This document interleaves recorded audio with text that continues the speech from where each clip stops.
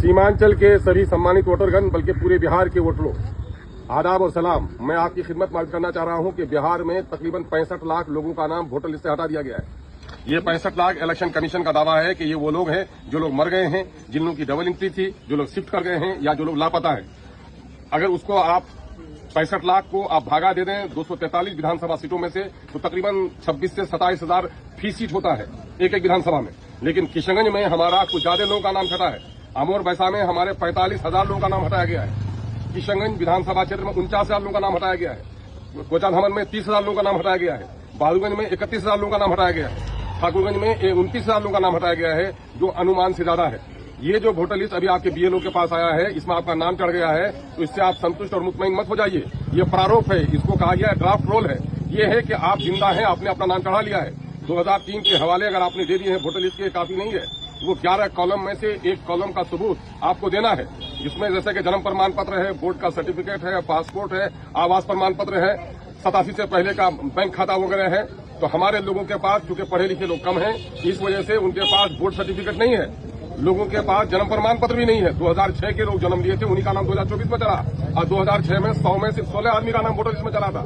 इसलिए आप गफलत में मत रहिए। वो 11 कागज में से एक कागज जमा कीजिए। उस कागज में सबसे आसानी के साथ जो कागज जमा किया जा सकता है, वो कागज है आपका आवास प्रमाण पत्र। इसलिए आप फौरन सीओ के यहाँ पोर्टल में आप अप्लाई कीजिए और आवास प्रमाण पत्र अपना निर्गत कराइए। और दूसरा मामला हो सकता है वो पारिवारिक सूची। पारिवारिक सूची ऑफलाइन भी होता है, पारिवारिक सूची सीओ के यहाँ बनवाइए और वक्त रहते हुए बीएलओ के पास कागज जमा कर दीजिए। समाज के पढ़े लिखे लोग, गांव के मेंबर साहब, जो हमारे पंचायत नुमाइंदगान है, उनसे गुजारिश है कि आप बीएलओ के पास बैठिए कि हमारे कितने लोगों का डॉक्यूमेंट जमा हुआ, कितने लोगों का जमा नहीं हुआ है। इलेक्शन कमीशन की तरफ से ये काम बड़ा धोखे का हो रहा है कि जिनका डॉक्यूमेंट जमा हुआ है और जिनका नहीं जमा हुआ है, इस प्रारूप में उसका कोई सबूत नहीं मिलता है। ऑनलाइन भी देखिए कि मेरा डॉक्यूमेंट जमा हुआ कि नहीं जमा हुआ है, इसका कोई इंडिकेशन नहीं मिलता है। होना यह चाहिए था जब ये प्रारूप जारी कराया गया, जिनका डॉक्यूमेंट जमा हो गया था उनके डॉक्यूमेंट जमा होने का उसमें सबूत होना चाहिए था, और जिनका डॉक्यूमेंट जमा नहीं हुआ था उनका ब्लैंक होना चाहिए था। ऐसा कुछ भी नहीं है। इसलिए बीएलओ के पास बैठिए और अपना नाम देखिए कि मेरा डॉक्यूमेंट जो जमा हुआ है कि नहीं जमा हुआ है। इसके बाद जो फाइनल लिस्ट तैयार होगा, वो लिस्ट होगा, फाइनल पब्लिकेशन होगा। फाइनल पब्लिकेशन में मुमकिन है कि आज 1,45,000 का नाम हटा है, और अगर लोग डॉक्यूमेंट जमा नहीं कर सकें तो इनकी तादाद 2,45,000 भी हो सकती है। इसलिए उस वक्त अगर आपका नाम छूट जाएगा तो उसके बाद फौरन इलेक्शन का डिक्लेरेशन होने वाला है।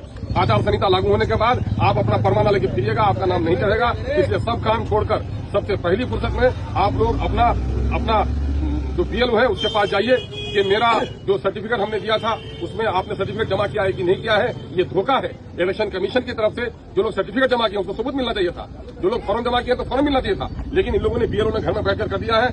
अगर फिर बैठ के कर देगा तो फिर आप लोगों में से हमारे बहुत सारे लोगों का नाम छट जाएगा, जो हमारा बड़ा नुकसान होगा। इसके लिए सचेत हो जाइए।